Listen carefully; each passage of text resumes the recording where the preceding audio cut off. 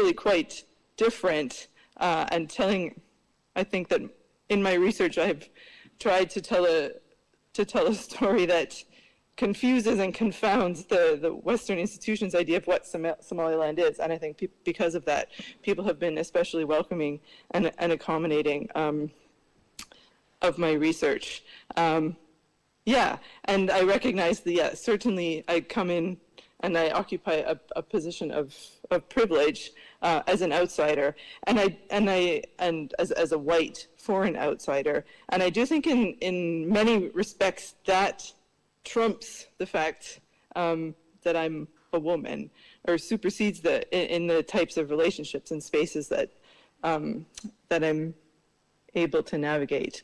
I'm not sure what the end of the point is there, but yeah, just to say that I think, yeah, I've always been very warmly received in Somaliland, and I think the kind of research that we pursue and the relationships that I've been able to build have facilitated that.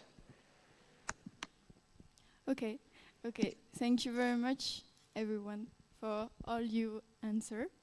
And I think so. My last question, it will be about some concrete experiences, moments where you had to assert yourself to navigate in Somaliland, or also to adapt.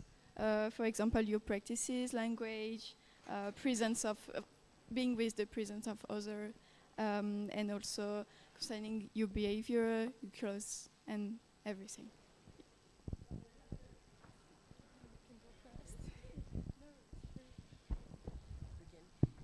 So, sorry. Okay, so, well, actually, I would say it has been so long that I forgot that I'm a white foreign woman working in Somaliland. But when I read your question in advance, I was just thinking about, actually it's not in Somaliland especially. I remember maybe one experience that, goes against all representations, actually. I was, at that time I was in Addis.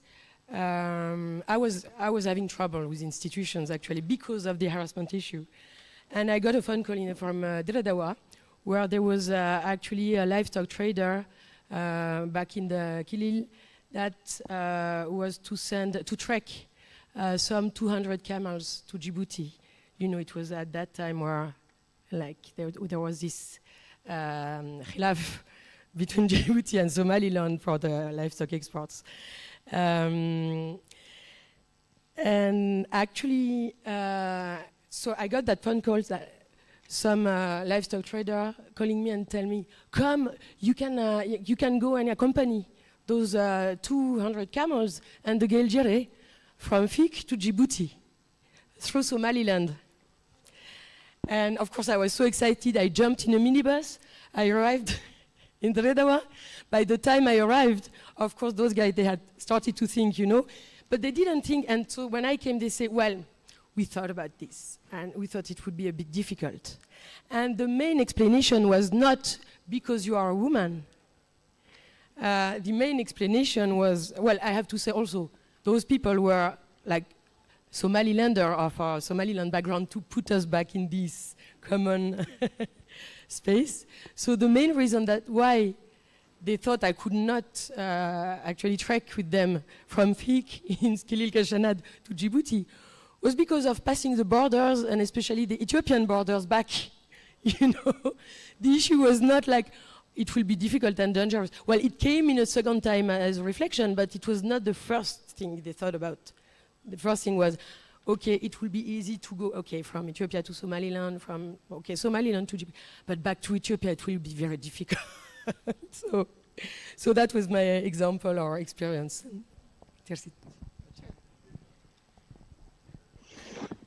I mean, I don't know which experience it is that I can be able to pick out, but I mean, I would say it is just, when I first came, as I said, I came through Institute of Peace and Security Studies, and I was stationed, or I was attached to Hargeysa University. I think we all thank you to Hargeysa University, since it is the one that is started facilitating and our entry engagement.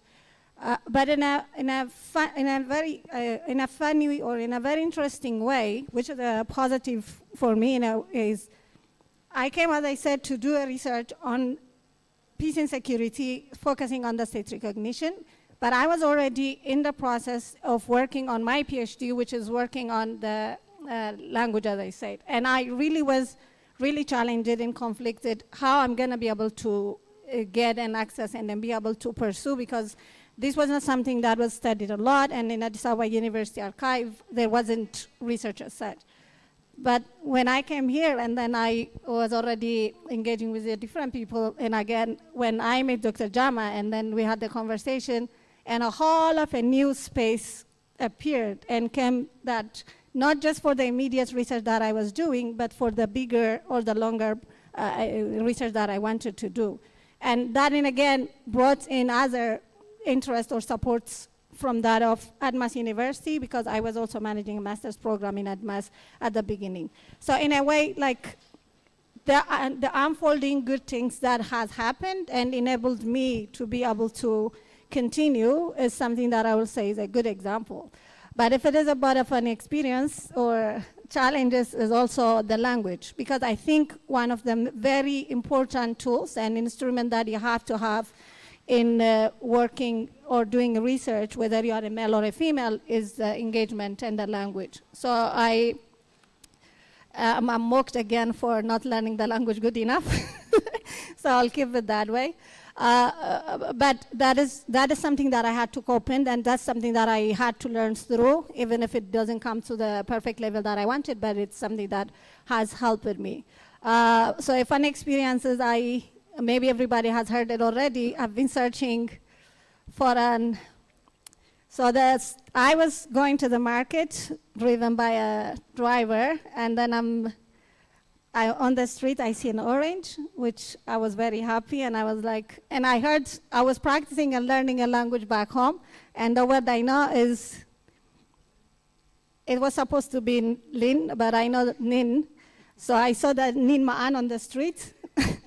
So I am picking up and asking, can I get the Nin Ma'an? And I didn't know, and I was perfectly pointing, yeah, the Nin Ma'an.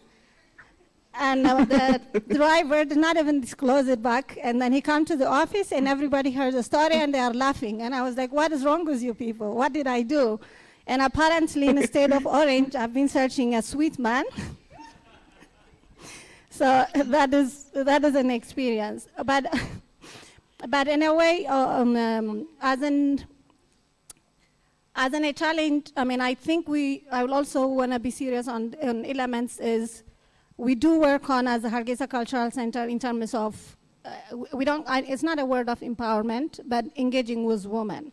And I really want to say, like, I'm grateful, I'm privileged, and I have had that space to be able to do my research, to be able to be supported by different spaces, but it doesn't mean it is all the same for everyone. And especially, I think all of the panels that we have been having and conversating on were element of indicators of this. Yesterday or the day before, we were talking about the women in politics and representation. And if I bring Hafsa, I don't know wherever she's sitting, we will be also talking about women in sports. So as a researcher, it's also, I feel like it's my responsibility to look into these spaces, even if it has enabled me and it gave me a comparable privilege and space. But I acknowledge, and then I understand, and I stress on, there are restrictive spaces that are not equally accessible to women, whether as a researcher or whether as an everyday life. I live in Somaliland, and I think I'm a Somalilander more than that I am as an Addis Ababa person. But yet still in that spaces, I share the quest for a space for women as a researcher, as an everyday life person. So this is something that I see as a challenge and as an experience that I have learned through. Yeah. Well, I will just very quickly echo what's been said, and perhaps others will resonate or will push back based on their own experience.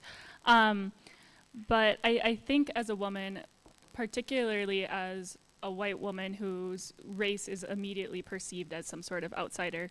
We occupy a sort of liminal space in the gender hierarchy that is adapted based on who we are around, right? So hanging out predominantly with Somali women, my experience is very different than at a certain point in the evening.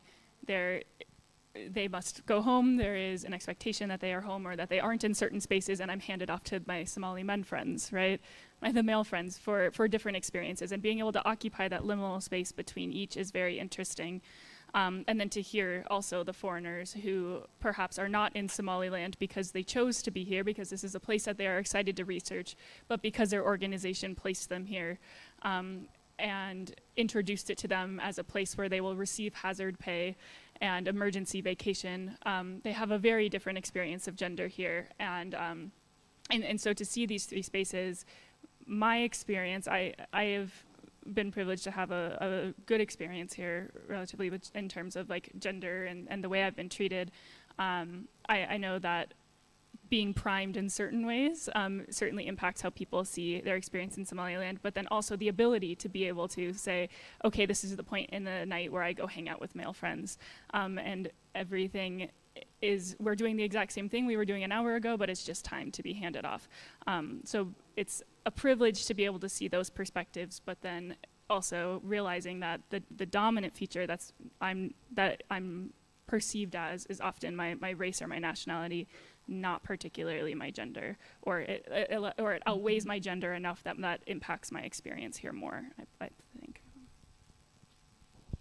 I think I will pass this question because Somalit, but I think Christine can chime on that.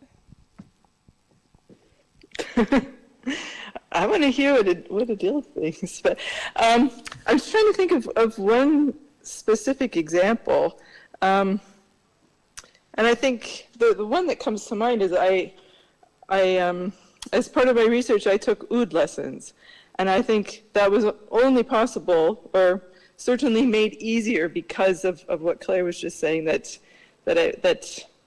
white or people who are perceived as outsiders and women occupy this kind of liminal space. So it was easier for me to take oud lessons, or it was acceptable to a degree for me to take oud lessons in a way that it might not have been were I a Somali woman. I'm sure a foreign man probably wouldn't have had any issues either. But this also, it led to some funny encounters with my oud teacher, who'd not really taught a woman before. I have different anatomy, I have to hold the instrument differently. And I was in his house, and that meant being conscious of who was around. But it was an artist space. And I think ultimately what occupying this kind of liminal position also helped me to understand is how artist spaces, I was also able to do it because I was in artistic spaces where kind of gender relationships are a little bit different than in everyday life. And ultimately it was in those spaces that I think I felt the most comfortable, because artists themselves occupy a somewhat marginal space in the city. And so I think obviously I'm an outsider in many regards, but I think I could kind of relate to this idea of being a little bit on the margins all the time, and that made me appreciate those spaces more, and also the work that music does for people in different spaces. So I'll end with that. Okay, thank you very much. I think we're going to the end. What? End of the question? Yeah, but you can. Yeah. Okay. Thank you. Sorry to monopolize the mic, but no, because when I was thinking about that session, and I listened yesterday to that session about women, Somaliland women in politics, so I found that much in common in our experiences. For us back home with our institutions, and for them here in Somaliland. But considering like us, and I say like us, foreigners back home, actually, I found there is a parallel, and that's quite ironical, between women researchers, like foreign women researchers in Somaliland, and the issue of Somaliland and Somaliland recognition, actually. Because as you see, I mean, all you notice that most of the white faces that you see in this public today are women. I think I'm not, yeah. As yesterday's Somalilanders women in politics were telling about shadowing, being shadowed. And I think, like, somehow, because we have to step out of our institutions in order to be here, that's your all experiences, that's my experience. So we are stepping out institutions in order to be here, but we are almost, sorry for you, almost the only ones working on Somaliland, which is not recognized. So also as our voices are being shadowed the last like 20 years, I guess it goes along with the process of Somaliland recognition somehow.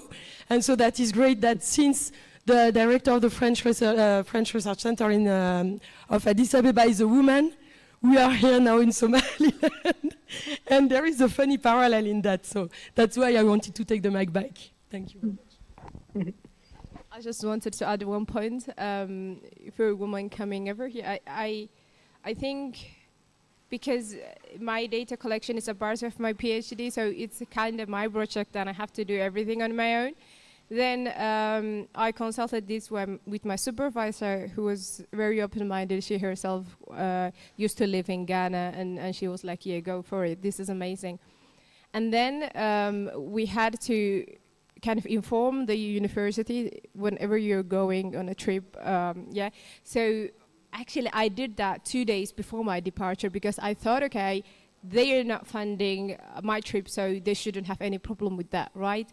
And then I came here, and then I remember like a couple of days after arriving, one morning I just opened my email, and then they were like, so a huge fight has been happening without me knowing, and they were saying like, how on earth you send her to Somalia? And that because she's an employee of the University of Helsinki, they need to be approved first, and after that she's able. And then my supervisor was fighting, okay, but you're not sponsoring it, so why should that be a problem? And they were concluding that she needed to call me back because according to the Ministry of Foreign Affairs of Finland, Somalia is unsafe and they're not recommending anyone. And imagine, I just came and they're thinking of calling me back. I was like struck, and then I actually went out and filming for everything that I was doing to my supervisor. Actually, this is life here in Hargeysa. It's really safe. It has been safe for the past 34 years. There's nothing danger in here. And then we were just Googling all the university employees who have been here in Hargeysa before, all the other governmental organizations. So in a way, we had to convince, okay, this is safe, as you just said. But now I think, again, when all the individuals who have been visiting were mainly women. And then the question is that, why are they raising this? Why is this mess is happening? And the interesting thing is that she said, okay, we have to do some protocols, and then after that we will think. And they're still getting back to us. So I'm leaving in a week. But the thing is that one is the perception of the foreign institution about Somaliland. And I think that is somehow problematic because, as you said, of the pictures that have been, that international media presents from Somaliland. So I think the issue is not about the woman and the gender, but moreover how Somaliland is perceived.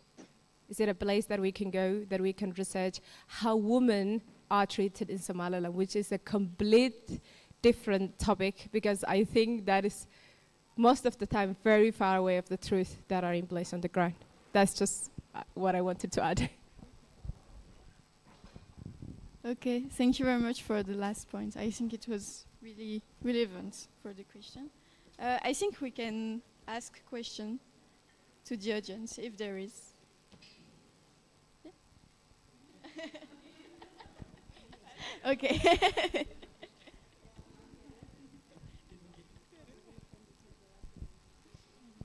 coming.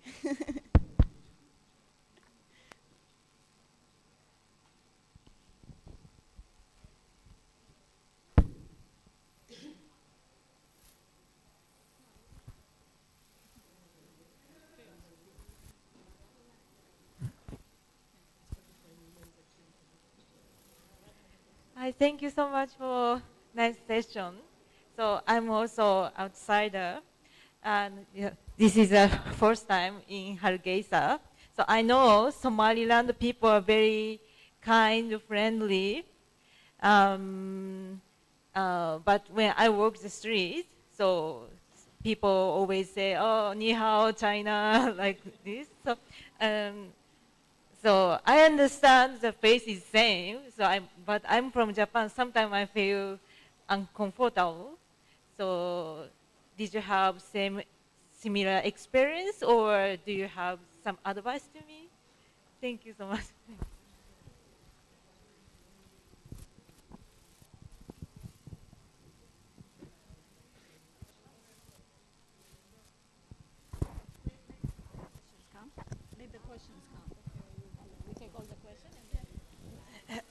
Hello.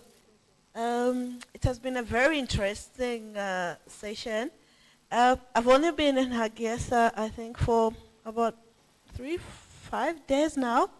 And what you've just talked about is what I experienced when I told people that I'm going to Somaliland. And the most interesting thing is that it's the men that will tell you, you can't go. There are pirates. They told me there are pirates there. You're going to... Then I asked them, so what will the pirates do to me? Oh, we don't know. I mean, there are a lot of pirates there. And then how dare you go? You don't listen. How dare you go to that land? But the women were like, oh, you're going there. Please go and have, I know you'll have fun. So I don't know what it is with women and Somaliland, like foreign women with Somaliland. And when I came here, I just realized that, yes, it's actually very safe. It's very safe. I feel safe. I feel welcome, though I still have a problem with the hijab because it keeps on falling, and although I fastened it. Then that is also the question that I always get when I put my WhatsApp status there. They'll be asking, oh, so are you converting? So do men, are men separated? So how bad? Can you speak? Can you speak? I'm like, I'm always on panels. What do you mean I can't speak with men around? Oh, so there are men when you are there. So I don't know. So people have this very different. I don't know how we managed to actually say it's actually safe. And now the other thing is that I told them that there are oils, there are perfumes, and then there are lotions. Now everyone is saying, oh, can we have some? Can you buy us some from Hargeysa? So yeah, I think it's a very peaceful place. And then I think you people here have very bad publicity. The publicity is very bad, especially with the men, actually. I don't know about the women, but the men are actually thinking it's not a safe place for women, it's not a safe place for anyone, maybe apart from them, but anyone who's a man is not safe in Hargeysa. And then the other thing is also, I also noticed that there's a lot of asking me as a Christian woman, and how do I feel with being covered, because I come from a country which does not expect me to be covered, which is also a bit wrong, because traditionally we cover our head, not really, but we do cover our head for certain practices. Or even if you just want to walk to the market, you can just put your headgear, which is also covering, but I don't know why they feel like if I'm covered like this, it's actually quite not good as compared to the way I'd cover my head if I'm in the streets of Lusaka. So yeah, thank you everyone for receiving us, for receiving me. I really do feel safe. I hope I'll come back. And also being called Kenyan, everyone thinks I come from Kenya. Yeah, but it's okay, we're all good. And I hope I'll be, Dr. Jama, please invite us back, please. Even can even work, I mean, for a year or two. Thank you so much.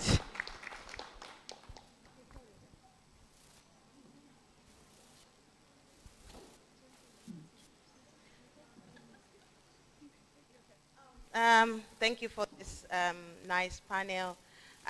Couldn't miss it because I'm so much in women's histories.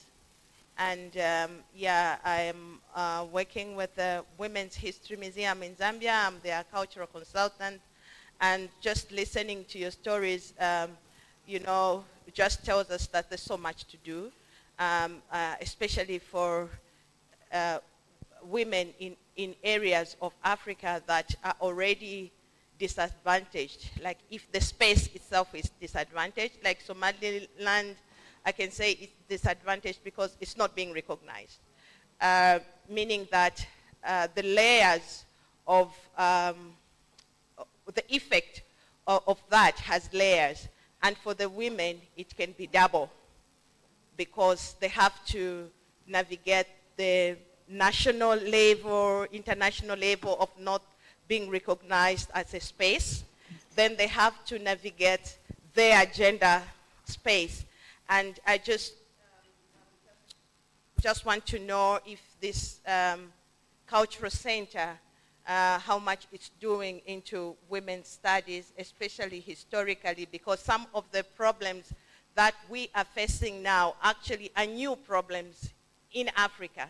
But it's been portrayed in such a manner as if our cultures don't like women. Our men don't like us. So it's been blamed on Africa, blamed on African culture, blamed on our African men. But actually our history tells a different story, and personally I feel worried for the future generation to carry that story where they are blaming their culture, blaming their men, and then we hate our culture, we hate our men, and we want to come out of this thing. Meanwhile, our culture has not been like that. We need to really scrutinize our culture, reclaim our position with our culture, reclaim our men, and then together we fight this strange thing. Actually, it comes so much with colonial baggage, with outsiders' baggage who don't understand, like they can even misunderstand just the covering of a head and just say, oh, that's being suppressed. So there are so many layers in this, and my question is, how much are we doing, Jama, in this space to really question our history and reclaim the history first before we can reclaim our position now? Thank you.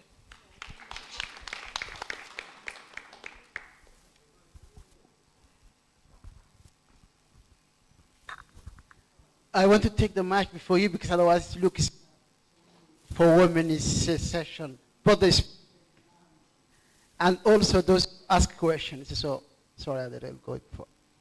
Now the thing is seriously. So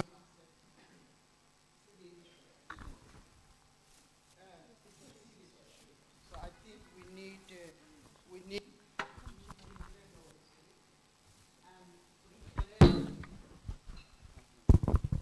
and to reclaim and justify recognizing the problems that we have today, but find a solution in our own way, because that is we cannot deny. We said so many good things here happening, but the reality is that there are serious challenges as well, and we can't put aside or anyway blame someone else.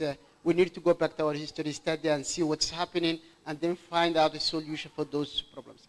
One of the things that I like it that Christina mentioned, but also some of you have touched, is the issue of the physical space. There is a reality that we cannot, hide and escape from.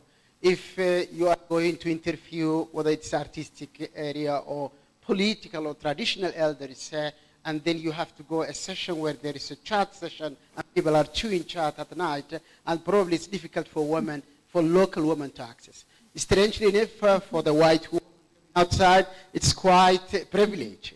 And that's what Christina was mentioning when she was saying art space that I can have access to easier with respect to, compared to the women who would have difficult to access.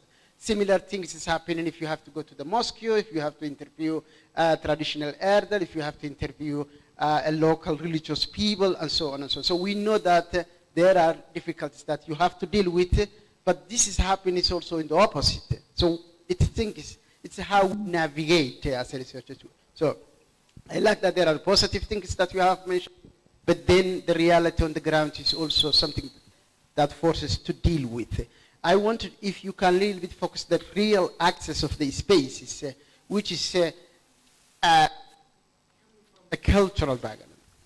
And it rarely happened that at the cultural center we organize an event talking about gender and leave exclusively for women, because that's one of the big mistakes that we do. It is the issue of the gender is a problem of women. No, it's not the problem of women, but it's a problem of men and women, and we have to deal with it. So as a symbolic, we did always the cultural center, the activities that we avoid this kind of conversation remains only for women. It's like, do it, it's your problem, sort of, and that's not reality. Similar thing happened that in Somaliland, mainly when it comes to the decision makers, historically, the decisions were taken under the shade of acacia tree, and in that, under that tree, two groups that were missing was the women and the young people, because the decision is making the elder woman. That was the traditional thing that we used to have. Now, at the cultural center, we avoid to talk about young people, about like the problem of youth as a problem of youth. There is always intergenerational thing that you need to deal with. So if we preach intergenerational thing, probably we get a solution for the problem of the youth in Somaliland. Parallel thing in the issue of the gender, we need to be always men and women and feel that there is a problem. Yeah, there is a problem for all, for the society in order to come over. And the only way that will come will be go back to our history, reclaim our identity. We have good things that we used to have for centuries in this society. Someone came from outside, it has been broken, but in order to build back, we need to go back to ours, and then start from there, and then what. Thank you.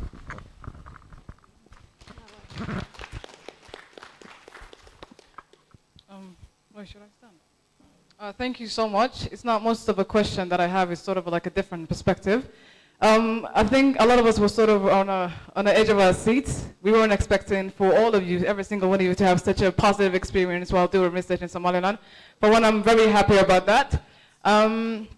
I think Claire mentioned, and also Christina mentioned, that some of the, I guess, an aspect of this positive reaction is the fact that some of you are physically different, and that and the liminal space that you talked about, gender and also your race, and your race being the first thing that people notice.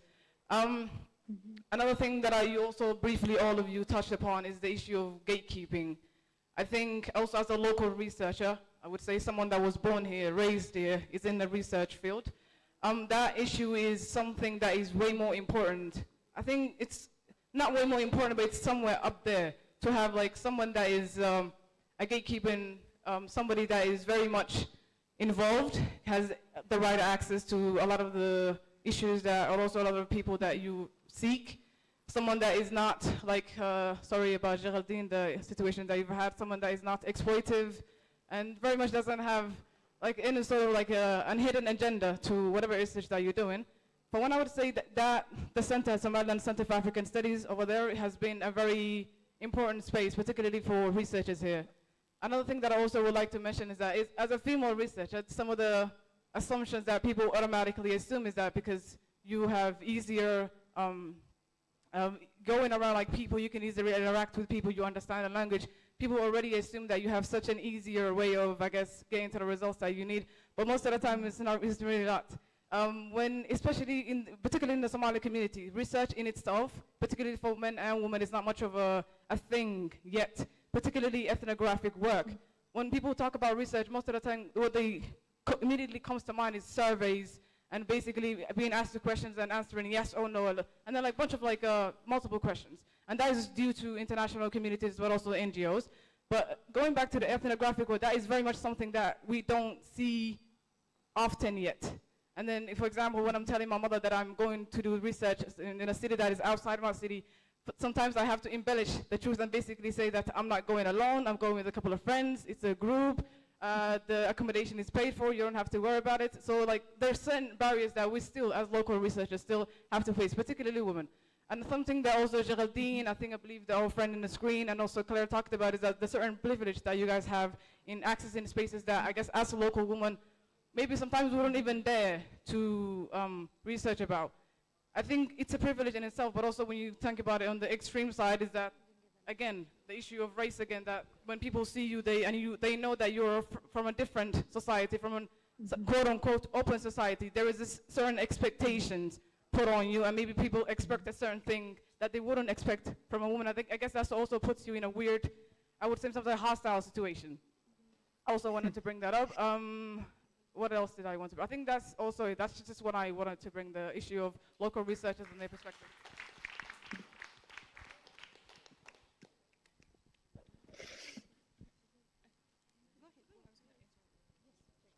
Yeah, very quickly to address some of the earlier questions about gender and especially the amount of foreign women in the country and the, for lack of a better word, protective attitude of men around us, especially in our countries of origin. There's a lot of research that's been done, especially in peace and conflict studies, about the perceived need to protect particularly brown and black women in foreign countries from brown and black men. And when then a foreign researcher goes to one of those sites that for the longest time, particularly like dominant Western news sources have been portraying as one of those places where women need saving, there is a reaction by men to say that these women visiting need to be protected. And there's this tendency to blame culture and to blame local men rather than to blame systems, right? Or like the responsibility of the country that is doing the blaming for causing instability, and that sort of thing. So I think that's important, but I think there are a lot of women here because women tend to trust and believe other women. That's been my experience in almost every space of life and every society I've lived in and visited. And so like my advisor was a woman, if I remember correctly, yours was as well, is that true? Yeah, and so having women that vouch for other women and trust us to be safe is really important in accessing this space, whether it's women who live in Somaliland or back in our own countries. So, I think Dr. Chama mentioned a very, very important and a timely topic, a point. A few weeks ago, I met a few presidents of different universities here in Hargeysa, and then I asked how many of the lecturers and academics are women. And they said, actually, there are very few. And then I said, how many of your students are girls and women? And it's the vast majority. And then I thought, why? Why is that? So you are basically producing a lot of women, but they're not ending up in the academic positions. And he was just going around. I was like, why? Why? I was just asking, why is that? And then I asked, do you think they're not competent? Okay, he didn't want to say that, but I think I got it where he was coming from. Like, in a way that we believe somewhat, if we are true honest as Somalis to one another, that this narrative that a woman cannot do what the man can do, right? And I think in teaching and in many studies, it's found that actually women teach more effectively compared to men. And it's a problem. It's a problem. And who are in the power place in terms of recruiting lecturers or researchers? They're men. And if we don't talk to them, if we don't challenge the ideology, and maybe I'm not saying that all men are bad and they don't want women to share the places, but I think there might be some kind of a subconscious thinking. Maybe they're not even thinking about that they're doing, but exactly they're doing it. So I think it's important to shed a light on that, to have discussions on a society levels. Why are women not going there or not accessing to those positions? And I like I don't remember, well, actually your name, Marwat. Yes, I think it's a really important point that how people perceive differently if you're a foreigner or if you're representing a foreign institution, and that if you're completely a local researcher. And I think, okay, in a way, if we just think balanced arguments, we have come from a long way. But there is a lot to do. And I think the starting point is that we have to challenge them. As a local researchers, you have to challenge, you have to ask, You have to talk about it. And then by doing so, you are projecting the attention to that. And in that way, we can ignite a discussion which hopefully will make some change.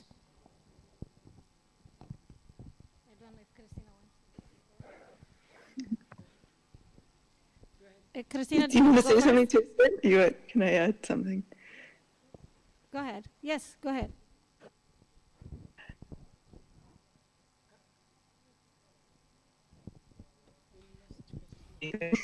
The last question. Who was it? Marwad. It was okay. I thought I recognized the voice. And also a little bit to Jama's question. I think the issue of access is a really important one. And I think, I've asked myself, because I've participated in a number of different like research capacity building programs at the in different places, where I think, it becomes really obvious in places like that how much, how the access that I can get is really quite different than that available to local researchers. And I don't have a problem, or I don't have a solution or an answer to that, but I think it's a really important discussion to have and to keep talking about. But also in relation to that, and also Jama's point about not closing women's events from men, and that it would have been very interesting, I think, to have a man on this panel and to talk about how their position as a man enables or closes off certain research. And just the final point, ethnographic research is fundamentally fluid, and it's always is going to shape the type of research that you can do. And I recognize the privilege of my position to do certain types of research, but I can't do research that a local woman can do. And I think I'm really looking forward to reading the ethnographies of people who occupy those different positions and the research that they will be doing. So I'm looking forward to that. And I would just say, I'd be mindful of what those positions, maybe it feels like it's closing a lot of things off to you, but also it is probably opening doors that would never be open to me. And I look forward to reading those stories. That's all.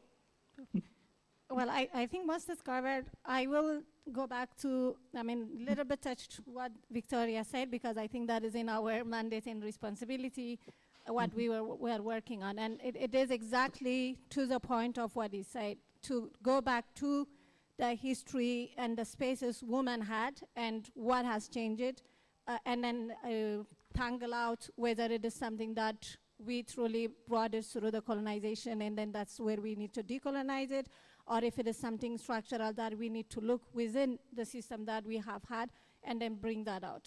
And then just like everything else, we speak, the researches that we are focusing is in terms of indigenous knowledge, and not just indigenous as a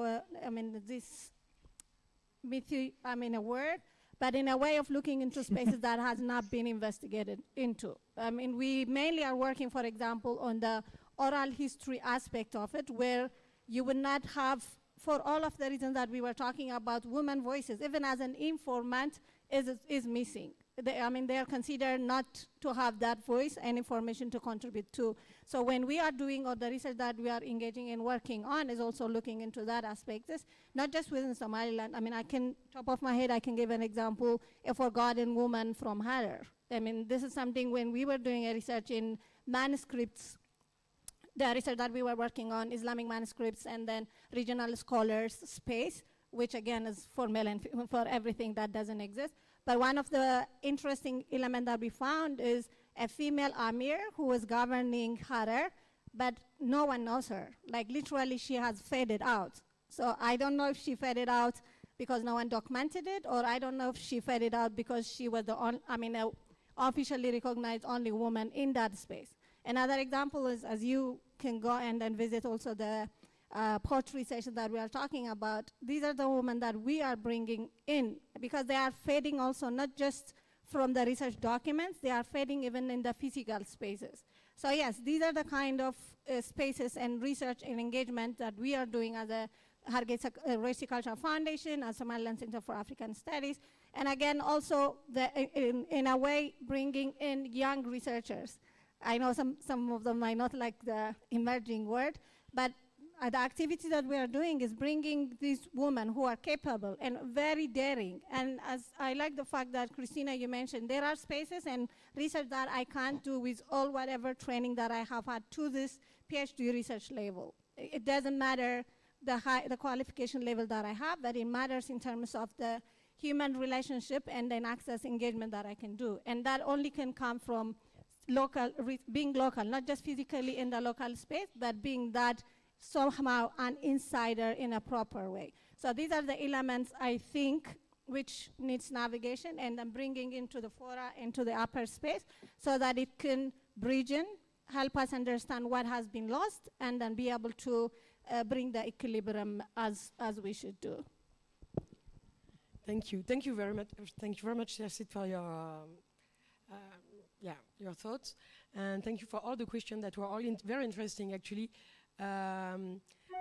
What you said is really right. I mean, in between the field that you cannot enter because maybe you're a woman, or fields that you cannot enter and that find that much more interesting because you're not whatever the level of your language, whatever your inclusion in the society, because you're not homegrown, and you will miss part of it.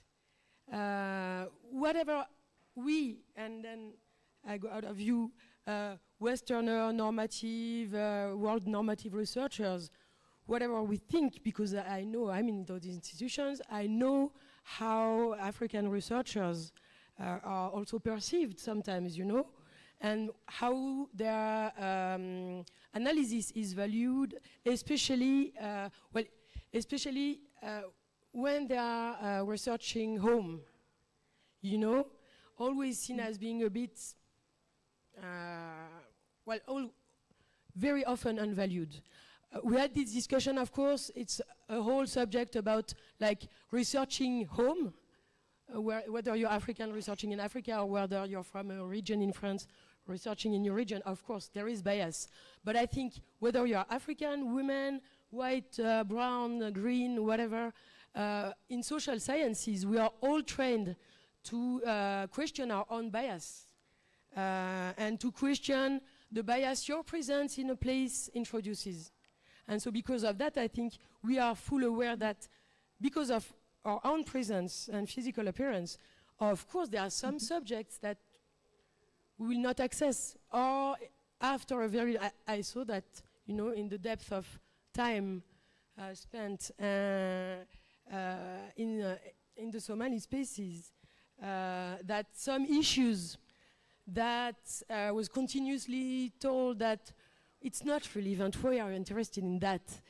But the more you stay, the more you can access the relevance, and also the more you enter the language, the more doors are open to some questions that you are not invited in when you don't speak the language. But related to Marwad, what you were telling about, of course, you can be sometimes also very welcome in some places because there is something, there is a perception on if French government is funding researches on livestock trade issues in geopolitics, because it has some interest in it. You know, there is a political strategy behind that, whereas I guess, unfortunately, there is none. But of course, then you are very much welcome in some field because some people, they expect it will bring something, or they expect your country is somehow going to intervene in that or that field. So yeah, thank you very much. Okay, thank you very much for coming to the end. And one last big thanks for Adil, Claire, Tirsit, Geraldine, and also Christina. Thank you very much, and you also.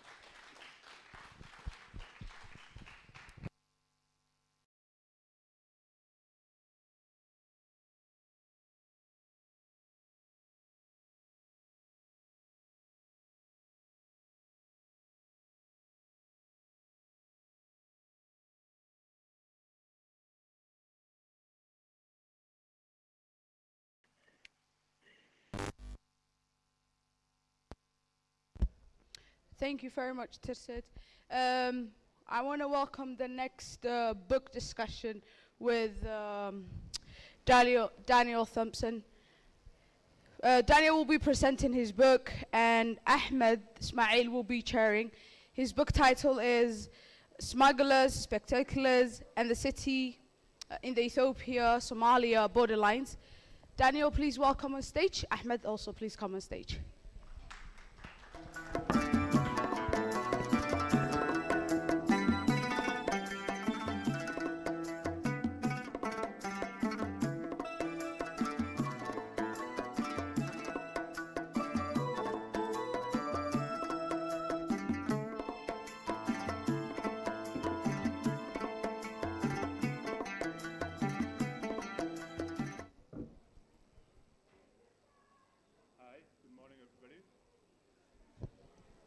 Good morning.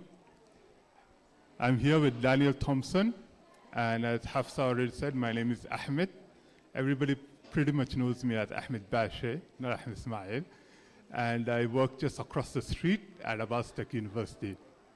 So I want to welcome Daniel, and before I do, I just want to give a brief introduction on the book. And yesterday, as I was speaking to Daniel, we agreed that we will also try to speak a little bit Somali for our audience. I hope it will be a good surprise. So as you all can see, the book over here is called Smugglers, Speculators, and the City in the Ethiopia-Somalia Borderland. And it's about the people living in Chikchiga and the Somali diaspora and how they affect change in Chikchiga and the Borderlands region. There's a lot we'll go into, but before I do that, let me just give a chance for Daniel to introduce himself, and then hopefully you can also speak a little bit more about the themes of the book. Yeah, thank you so much, Ahmed. Subah wanaagsan daman waan idin mahadnaqaya ani waan isku daya maadaama waan jajabsanaya in yar af Soomaali waan ku hadli doonaa laakiin se qaar af Ingiriiska waxa nala joogo dad oo marti ah oo ay af Ingiriis ku hadli karaan. So qaar af Soomaali oo af Ingiriiska dulqaad.